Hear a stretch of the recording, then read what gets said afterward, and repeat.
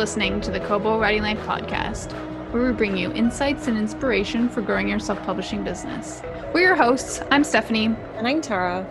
So this week on the podcast, we are talking to our colleague, Vanessa Åsell Tsuruga, who not only is an author, but she also works at Rakuten as the senior manager of the digital strategy for global sports.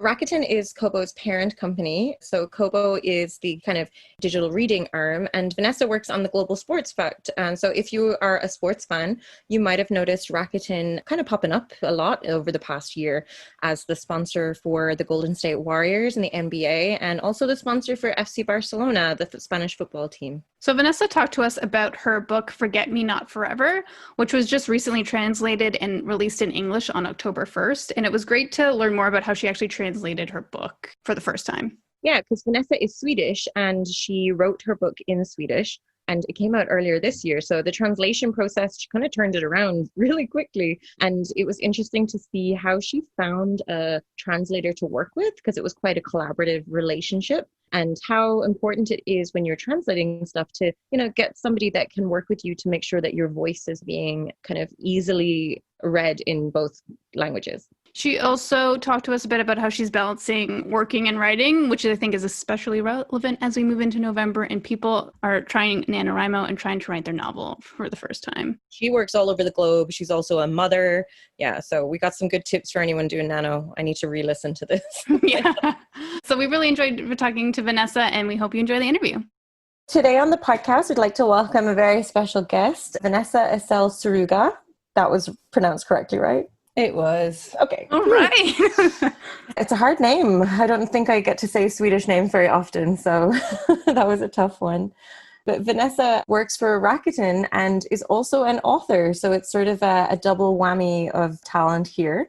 So we're really excited to get you chatting with us today. So I guess first of all, could you tell us a little bit about yourself and how you got started in publishing? Sure. Thanks for having me on the podcast. So I'm Vanessa. I'm based in Tokyo, originally Swedish, but I've lived abroad for more than half of my life. I spent my childhood back in Sweden, then had a few years in Barcelona, London, Tokyo, did a master's in Greece, and eventually ended up here in Tokyo with my family. Wow, you've been all over. Yeah, it's primarily it was thanks to my dad who kind of propelled me out to that world when I was 13, giving us an opportunity to go to Barcelona. And I think that's, it's partly where I'm getting my inspiration from, having lived in all these places and having been more than just a traveler, having actually, been a regular at the bakeries, the restaurants, You have that certain sense of being a local. And I think that's something I've really been trying to, use in my writing as well. Yeah, that's awesome. I think it's one thing to go and visit all these places, but I always think it's something different when you have an actual, job and bank account in those places. You're for sure so living true. there. And your own closet. Exactly. So tell us what you do for Rakuten, because it's super interesting. And I'm I love Kobo Writing Life, but I'm a bit jealous of your job. So I started this job 2 years ago. I'm in the global branding team, and I lead two teams, one creative team and a social/digital team. And our job is really to work on the Rakuten brand awareness across the world, primarily in 8 key markets, I would say. And we're using the assets from the different sports properties that we have in the Rakuten portfolio to do storytelling about who we are as a brand and what we do. So we do reading, we do shopping, we do messaging, etc. So yeah, try to storytell through the sports partnerships. And that's where you guys at Kobo come in as well. Absolutely. Do you work with more than one or the other, between Golden State Warriors or FC Barcelona, or I'm blanking on the baseball team's name, actually? Yeah, we have a few. Yes. So basically, I would say it's a privilege. I have a privilege of working across all the partnerships. And we also united the domestic and the global brand teams about 6 months ago, which means I get to see a lot of the Japanese partnerships as well. But yeah, Tara, exactly. I mean, the properties that you mentioned, FC Barcelona, yes. Golden State Warriors, yes, but mostly through the US team. We work on some of the Japanese soccer teams. We have Vissel Kobo, which is basically where we started our sports management back in, I think it was in 2016, if I'm not mistaken. So Rakuten has that heritage in sports, and we started there. And we did think that sports is an amazing platform to do storytelling and to give our name out to, to the bigger world. So it's been a very exciting ride, I must say. Yeah, no, I love it. I wanted to ask like one more sneaky sports question, and then we can get into storytelling with Rakuten. But do you get to go to the games? And if you've been to an FC Barcelona game, is Lionel Messi's hair as good as it looks on the television? So let me tell you something. I've played at Camp Nou, okay? I played at the FC Barcelona home stadium. It was one of the partners days that FC Barcelona held in 2018, and we all got to go, and we got dressed in the dressing rooms. We got our kit. I had Vanessa on the back, and going through the player tunnel, like crossing that white line, and like you're actually like on the pitch. I mean, it was like goosebumps, and Camp Nou is humongous when you see it from like down on the pitch, and you're just kind of looking up and you see the seats and everything. So yeah, sometimes I do again have the privilege of going to games. I cherish it every time. Obviously in the last a few months, we've been home. We haven't been going to the games, but at some point it's all going to come back, I think. That sounds like a lot of fun. And yeah, that sounds really good. So you were saying that you use the kind of storytelling in what you're doing for Rakuten. So did you write before you started working for Rakuten, and has working on that storytelling aspect influenced you to write outside of work more, or was it the other way around? Right. So I actually come from journalism. I did my journalism degree back in London, my early 20s. And I've always enjoyed words, storytelling. I kept a journal for like 25 years every day from Christmas 1989 when my grandma gave me a journal. I kept writing. I have more than 120 journals. So there's definitely been a sense of storytelling my whole life. And then it's also been something that I've kind of carried with me because I've had a lot of different marketing roles with a sports filter on top of it. So I would say I've expanded the storytelling into, content creation, into video, into, social. But I would say the storytelling came before the job, but it's really helping me doing my job at the moment. Yeah, for sure. I think some people don't realize like the aspects of storytelling that go into things like that. Independent authors do a lot of their own marketing, but when they have to create their ads, it's an extension of your story, but it is storytelling itself as well. Absolutely. I mean, at the end of the day, you wanna convey a message. I mean, whether it is your book or your thought. I mean, you're in a meeting, you want to convey something. It's about telling a story that somebody listens to, right? So I think storytelling can be applied to, just about anything in life, and then you can also take it to like a second step of actually writing a book. So I'm interested in why you decided to self-publish, because you kind of already have the skills of marketing, which is half the battle already. And why did you decide? Maybe you knew about Kobo Writing Life before this, I don't know. So let me take you back to Barcelona, because it all kind of happened there. Two big things happened in Barcelona. One is that at a dinner, I sat next to Fabian, who works for Kobo. And I told him, yeah, I'm writing a book. And he's like, KWL. And I'm like, KWL? And he's like, yeah, Kobo Writing Life. It was a dinner, and I think by the end of the dinner, I knew what to do. I mean, I think at that time, the story was maybe 80% done, but I knew that I wanted to publish it. So it was really like that, magical thing of like meeting one person who tells you one thing and then you do it. So that's where it came from. And then if I can continue, I was on another trip in Barcelona, and a few other people from Kobo were in Barcelona at the same time. We had a marketing kind of convention. Tracy was there, and she's like, "What? You're writing a book?" And she's like, "Yeah, we're gonna, try to help you." So I mean, it's really been. It's not only been the fact that you have a platform that helps people like me, but it's also that you have staff with a very human connection to them. And I think that goes for you, Tara, as well. I mean, from the beginning, from like all my questions, I mean, it's just been like, it's nice to have people who actually answer back and, help you forward. So yeah, 2 great meetings in Barcelona plus a human connection to it. And I think that did it for me. Yeah, you're kind of lucky of all the many companies that Rakuten has for you to be sitting next to. I do always tell the authors, and I wonder if they think we're kind of pulling their legs sometimes, but Kobo is just filled with people that adore books. Like, it's just what we do and what we love. Yeah. So I'm sure you could see that in like talking to anyone about it. So, totally. I mean, totally. I mean, you guys are authentic in that sense. And it really comes through. I mean, very, very clearly. Great compliment. I was just wondering, how has the process of self-publishing been? Has there any surprises you've come across? Anything like challenges that you kind of had to work through? I mean, self-publishing, I was kind of scared at the beginning because you're kind of putting your name out there. And I was like, should I use a pen name? No, I want to be me. How can I not be me and then do my own marketing? Like I realized I had to be me, right? But then I thought about it in a different way. I'm like, we're like publishing stories every day. People are on Instagram. People are doing their Insta stories.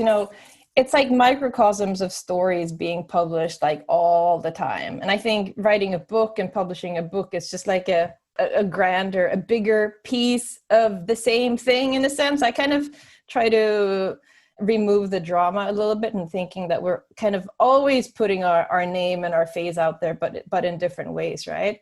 So I think the process of self-publishing it's partly great like self-discovery that you can actually do it on your own. You don't need a big like powerhouse of a publisher to tell you it's good enough. As long as you think it's good enough, you can throw it out there and let the people decide. And I think that's been the great thing about self-publishing. It's like I was able to obviously remove that middleman and reach out to people. And at the end of the day, I'm, back in touch with people back from primary school, teachers. It's really connected me like with my past back in Sweden, which is like, some 35 years ago. So yeah, it's been a process of self-discovery, I would say. Yeah, and you wrote the book initially in Swedish, and that's how you first self-published it. Do you find it easier to kind of write, because it's kind of contemporary fiction, so does your prose voice sort of come to you in Swedish?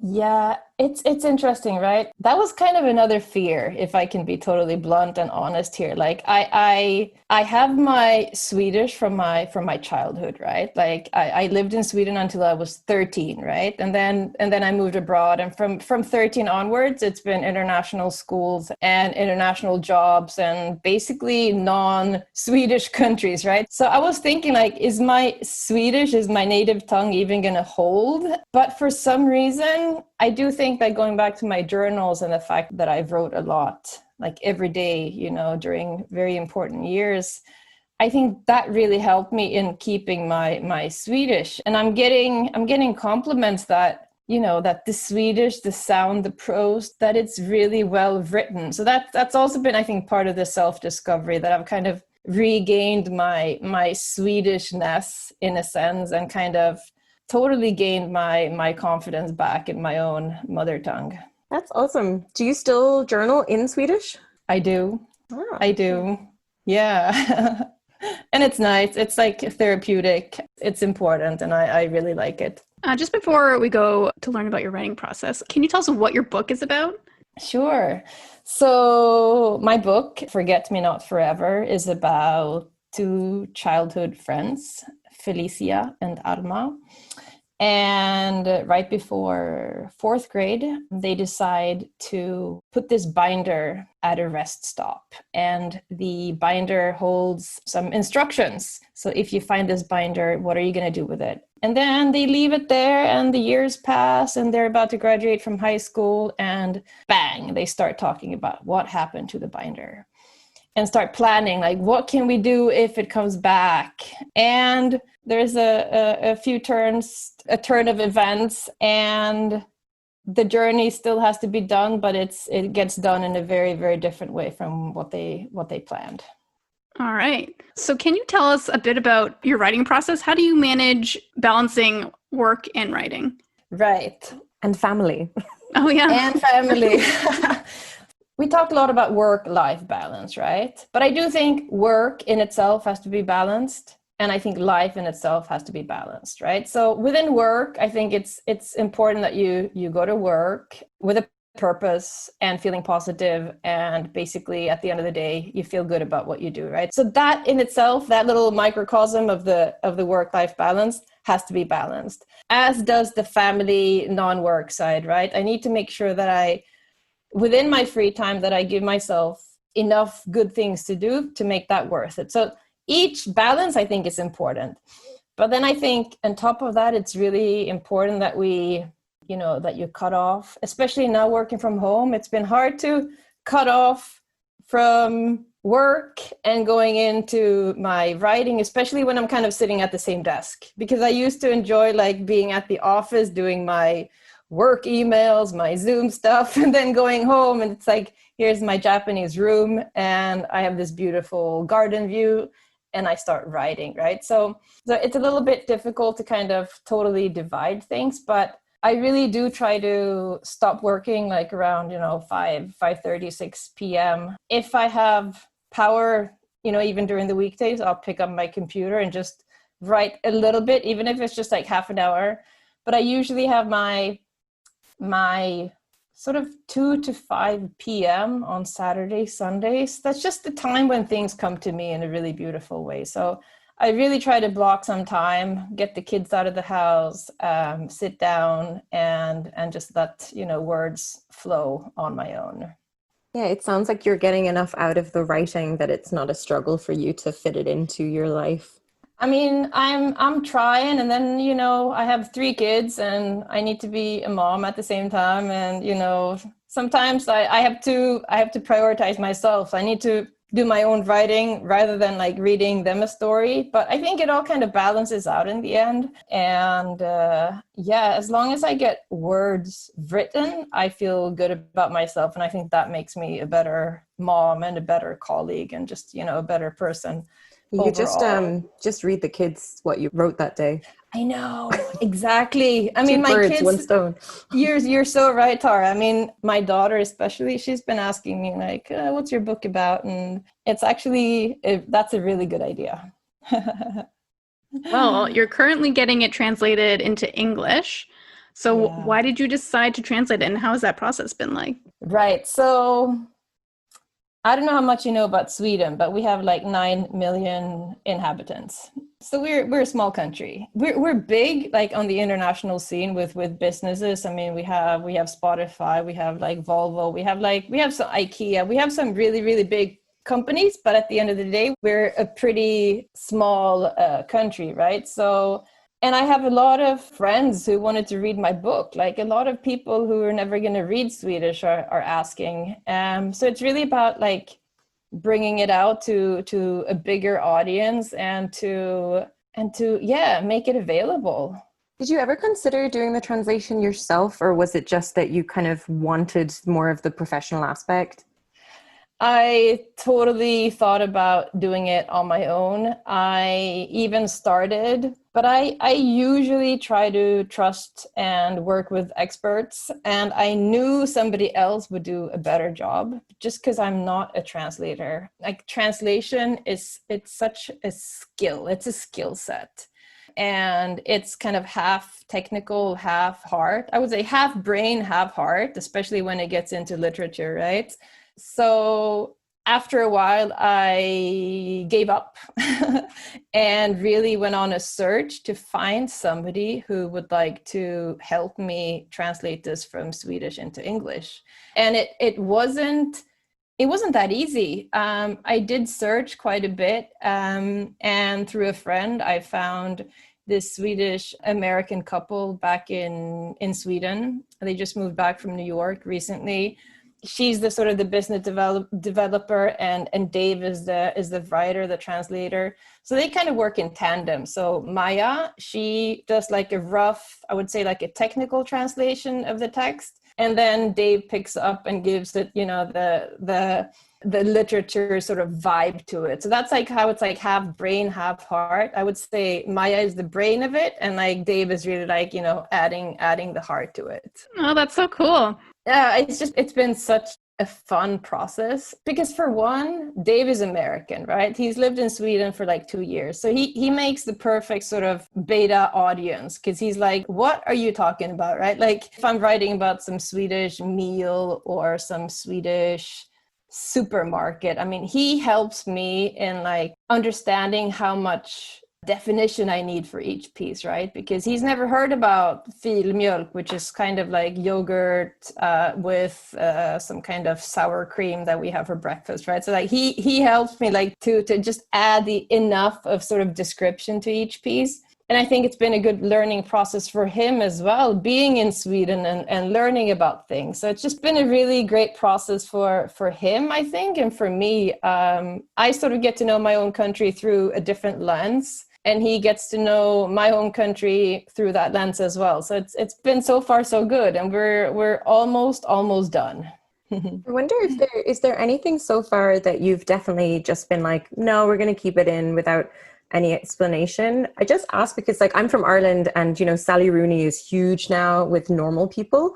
And I read it and it was so Irish, like some of the references, you know, she doesn't explain it, and I kind of loved it. Right. Are you doing that with your translation as well?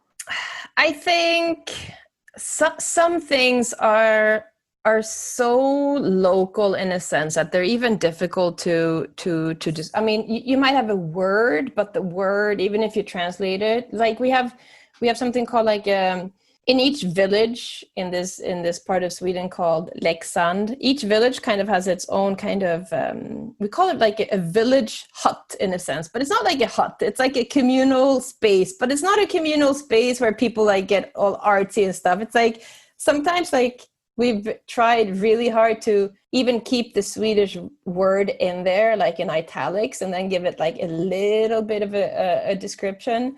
But I think I'm probably leaning a little bit more towards like giving it a little description rather than giving it nothing. I probably give it a little, or possibly maybe sometimes even too much. So I'm going to do like a reread of the whole thing and be like, just to find that balance. Yeah, you could have like an appendix at the end, just being like all these Swedish words. I mean, people Google it. Yeah. I feel like, I mean, as Canadian, not much culture for us as all Canadians, but I like reading it and like having to go and Google stuff. That's probably just me and just like seeing what they were talking about, but that's could be only a me thing. Yeah, because it's like you're kind of like working for the books. Like I like the appendix. I like both of them, and I also like, I don't want it to turn into like a travel guide, because it's not a travel guide. It's somebody traveling the world, going to basically 5 different places. And yeah, I don't want to add so much that it feels like I copy pasted something from Wikipedia, right? So I mean, but that balance is it's fine. I wonder, do you have any tips for someone who's writing in a country or like a exotic location, let's say, something they're not used to? How do you balance authenticity without taking away from the story by bogging it down with so much description so the reader knows what's going on? Yeah, you know, like I have a lot of like house scenes of like, you know, bedrooms, of like kitchens. And I think at the end of the day, like my description might fit any kitchen in any country. But I kind of think every kitchen in every country has a kitchen table and chairs anyway, right? So like there's definitely that part of like sort of normalizing scenes a lot, and but maybe I'm adding like, and a bit of Spanish olive oil or something like that, just to like give it a tinge of like, where you might be, right? So, and this like, again, goes back to, you know, having lived in a lot of different countries and just like having picked up, you know, just the little things that may make that kitchen just a little bit more Barcelona than Kobe, Japan, for example. So yeah, just picking up little details and then maybe somebody's going to Google it, or I'm going to add it in the appendix, and they figure it out on their own. The Google. Exactly. Do you have any tips for someone looking to translate their work? Because you kind of got like the perfect couple perfectly for your book. Yeah. So I think, again, I speak 4 languages, and I speak Swedish, my native, Swedish, Spanish from having lived in Spain, English and Japanese, right? But not always, but I'm often in this kind of lost in translation gray zone between languages, right? So that's my life. It happens every day. There's miscommunications, and I try to tell my husband something and he says yes, but then we have agreed to things that we didn't understand in the first place, right? So being lost in translation is kind of my life. And I think a lot of us who've moved around a lot between different languages, we understand this feeling. So when I went into translating this, I don't want it to be that a technical translation, but it can also be a translation that's more like a rephrased translation, right? It doesn't have to be identically the same, as long as it kind of means the same, because I think that's how my brain works, like, anyway. So I think when you're trying to find somebody who's going to translate your book, I think first of all, but it's like kind of a basic of life, I think it helps if you like each other from the beginning, because it's like me and the Kobo guys. Like, I liked you guys, so I went with you guys, right? If you start on that base of actually having a firm ground to stand on, I think all the arguments, all the questions are going to come a lot easier as you go. And I think the way me and Maya and Dave started this, it was really beautiful. Like, I got a letter sent to me, like a physical letter, even in like COVID times when I thought like the postmen weren't even working. They sent me a letter about about how they wanted to, how they really enjoyed this, how they were going to enjoy this project and working together. So I think start on a sort of good footing with your partner, because that's going to allow all the questions to flow.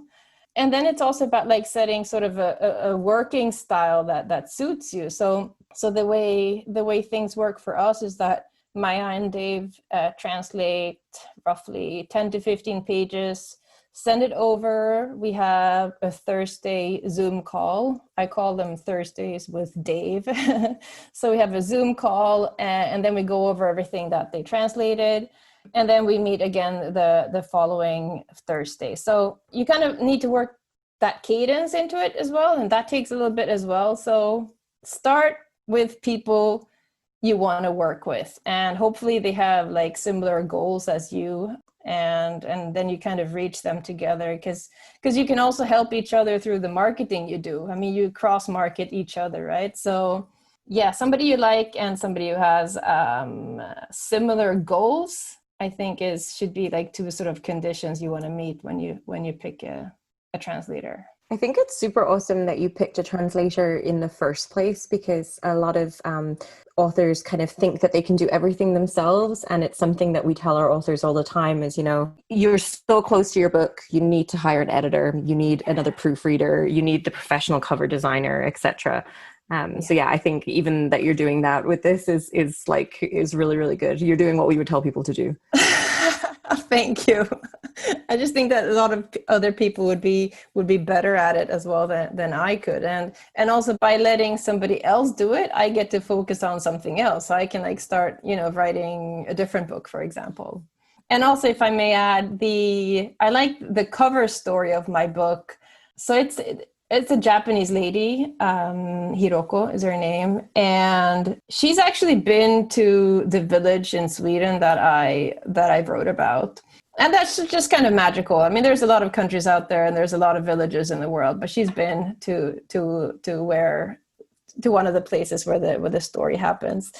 And she'd done a lot of sort of Swedish inspired Scandinavian forests and things. It was like a total sort of match made in heaven in that sense. And we met up, and of course, so she's Japanese, and obviously I'm Swedish, and I'm trying to brief her on the story in Japanese, and I wrote a brief and kind of trying to convey, just a few ideas, and she came back with 4 different options, and then I asked around a bit amongst friends, and they all liked the first one, which is the one of like basically Felicia standing there on the cover. She's kind of looking into space, and there's some forget-me-nots around the cover.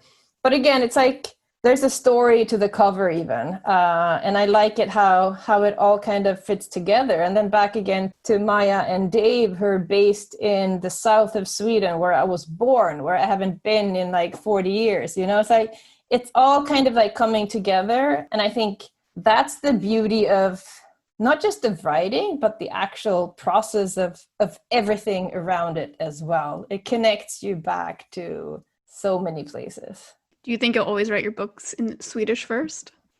Yeah, so this is a good question. My daughter, she's like, why don't you write in English? And I'm like, I started working on a second one, and it's kind of coming out in Swedish as well. And at least I'll do the first 2 in Swedish, and then I'll try to figure things out. Yeah, I don't know yet. That makes sense. Your voice kind of started for Swedish anyway, so like your writing would go that same route. Right, exactly. And it's kind of in sort of an, what do you call it, like an homage, like to my country, to my ancestors, to people who brought me up, the forest where I used to play. It's giving something back for sure. Is the second book related to the first, or are they going to be 2 standalones? They are 2 standalones. Ah, that's fun. Yeah. It's a totally different story. Totally different story. And the second one is based in Japan. I thought to go a little bit deeper because since I've lived in Japan for, total almost 15 years right by now, I just thought that I've been here as a daughter when my parents lived here, as a single woman, a girlfriend, wife, mother, working for a Japanese company. I've been a house owner, like I have a lot of personas in me, in a sense.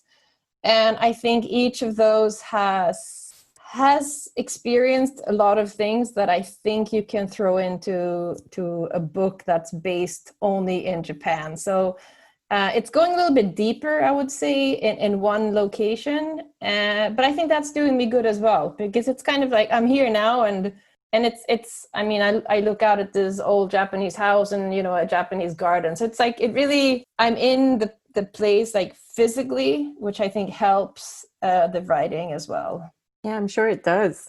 Well, it's great that you sort of dove into self-publishing right away. Is there anywhere that you see publishing going in the next 5 to 10 years?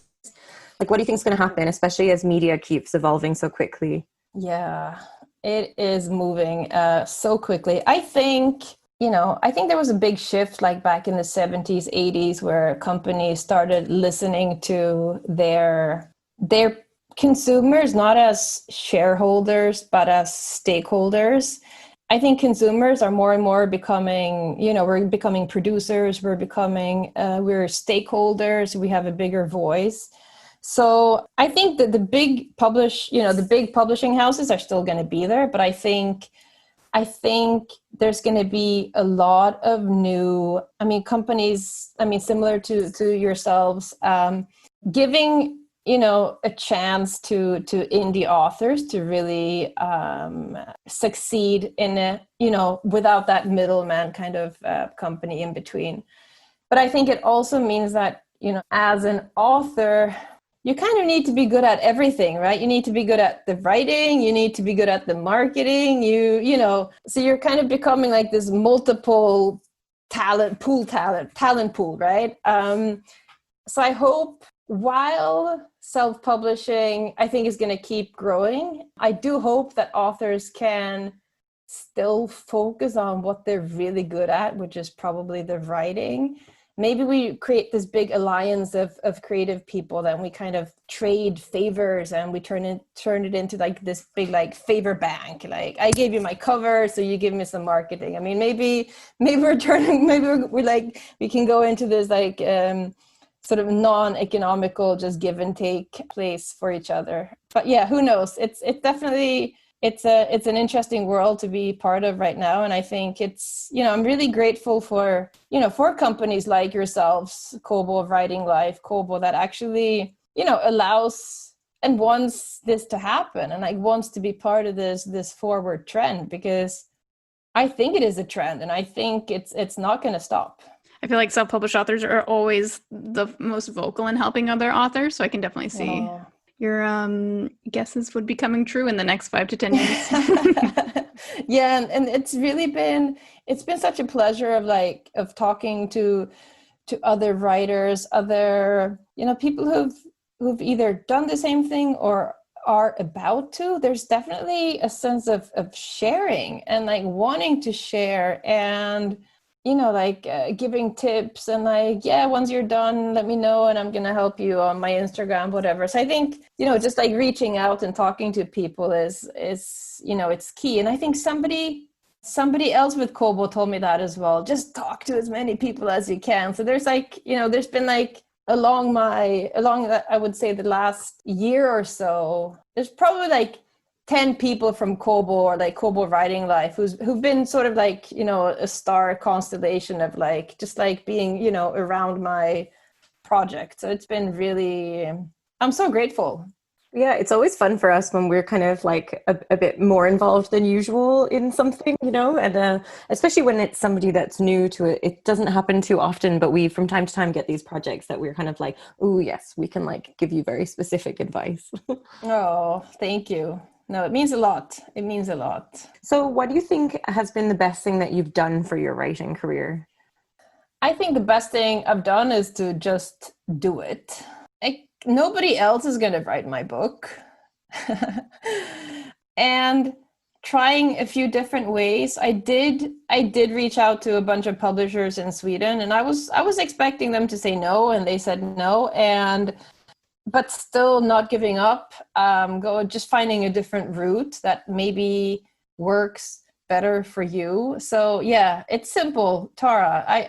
Just do it. I think that's really great advice though, because everyone thinks that they have a book in them, but not everyone actually does it, me included.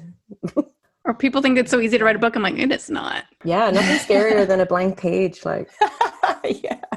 I failed NaNoWriMo 2 years in a row. So. Oh, me too. This year's our year, Steph. Okay. So now it's my favorite question. What have you been loving lately? It could be a book, movie, TV show, podcast. Someone's talked about how a flower grew in their garden that they really loved. So it can truly be anything. Wow. So let me talk about 2 things. I thought about this question. One is that we spent some time in the Japanese mountains in this prefecture it was a couple of weeks ago. This beautiful old Japanese house. It's about 120 years old. It used to be a place where they made bamboo baskets. It's got really beautiful history. And you're there and all you see is mountains and green. And there was a river next to it. We went swimming. Just this place of getting away, being everywhere I looked was green. And the interior, this very Japanese, traditional / modern. I mean, they have it down to the T. I mean, they're in interior magazines. This beautiful museum of a place where we spent some time. And I got a bunch of writing done back again to my Japan story. That was really important for me to just get away from life here, from my desk, from my view, and swap out a little bit. But for a book, I've been reading this one, The Magic Strings of Frankie Presto by Mitch Albom. And oh man, it's blown me away completely. And what I love about this book is that it's written in first person, but that first person is music. I am music. So music speaks, and oh man, it is. And it takes you back to Spain, because Spain has a big part in the story. It takes you through music. It takes you through jazz. I used to listen to a lot of jazz. So this book has been it's been great. So this book plus the Japanese mountains a few weeks ago, it's making me very happy. That sounds super interesting, having music as a character voice. It is, Tara. I mean, it is so interesting. And it just makes you think about like who can actually be a narrator in a story. Did it just come out? Is it a new release? I don't think it's new. I think, let's see. We'll link to it in our notes for the show. Yeah, please do. 2016. Oh, okay. Yeah. All right. That's good. I just finished a book with an unreliable narrator, and I realized that I hate that. I hate it. I read the whole thing, and I was like, I know, I just hate this book. And it wasn't until I finished it, and then I went to read some reviews, and I'm like, it's because of the narrator. That's what Was it? Or do you not want to say? It was the new Otessa Moshe. I can't pronounce her name. I just wrote it down in my list of things that I've read. Death in Her Hands. I do like it because it's like an older lady. She's like a 72-year-old woman is the protagonist, which I appreciate because not a lot of books do that. But just it's meant to be like a noir mystery with an unreliable narrator, but it reminded me that I don't like that. Okay. I can't remember the last book I read with an unreliable narrator. Oh, nope, can't remember. It's interesting, but Yeah. It makes you think, who can be the eye of a story? absolutely. Yeah. So for any readers listening, when do you think will be releasing your new book? This is a lot of pressure, I'm sorry. The new one or the English translation? The English translation, and then also when do you say the new one? So the English translation is planned to go out October 1st. So that's coming soon. And I think the next book, sometime next year.